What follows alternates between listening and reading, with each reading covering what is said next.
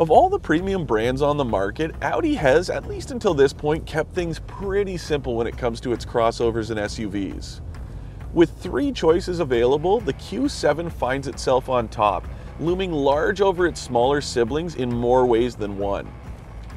The Q7's not just Audi's largest SUV offering, but it's also sort of the pinnacle of the latest and greatest technology from the German automaker. Quattro all-wheel drive, Audi's virtual cockpit, it's got it all. It's sort of meant to be the flagship of not just its SUVs, but its entire lineup. This latest version of the Q7 is pretty big, but it's quite a bit smaller than the first generation Q7. Yet, if you look on the inside, it's still pretty massive without feeling cavernous. It's a pretty cozy cabin, and they've done a nice job of keeping things well put together while still offering a lot of room for your family and its stuff. This thing's got 3 rows of seats, but it's the first 2 rows that you'll be spending most of your time, and thankfully there's a ton of space in both. As you can see, I've got tons of room to move around, tons of headroom. I don't feel like I'm too close to the passenger, and the same thing goes in the second row. If you're sitting in either outboard seat, you don't feel really cramped. There's tons of shoulder room and a decent amount of leg room for longer road trips. This thing's available with 2 engine choices under the hood, including the familiar 2-liter 4-cylinder engine that's used in virtually everything in the Volkswagen Group's lineup.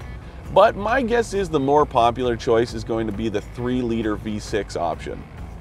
It's supercharged and makes 333 horsepower to go along with 325 pound-feet of torque, which is plenty despite this thing's size. Power delivery from this engine is pretty smooth, but it's only matched by the smoothness of the ride. This thing's fitted with the optional air suspension package, which absorbs bumps like you wouldn't believe. Yeah, the steel suspension's pretty nice, but this is the way to go if you have the means. The air suspension also gives it a lot of adaptability when it comes to drive modes. When you have it set to comfort, it's just that, pretty comfortable, but when it's in dynamic mode, it does sharpen up quite a bit.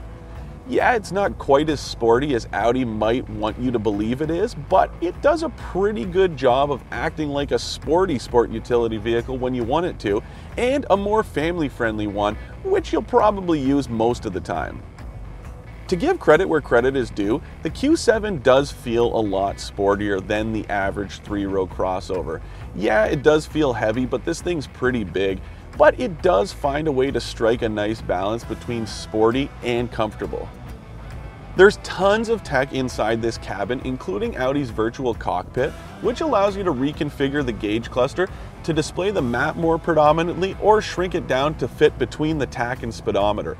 It also features a cool retractable infotainment screen, but it's still not touch sensitive, and I just don't understand why. Instead, you have to use this stupid touchpad on the center console, and you can draw your letters, but half the time it doesn't recognize it. It's really disappointing.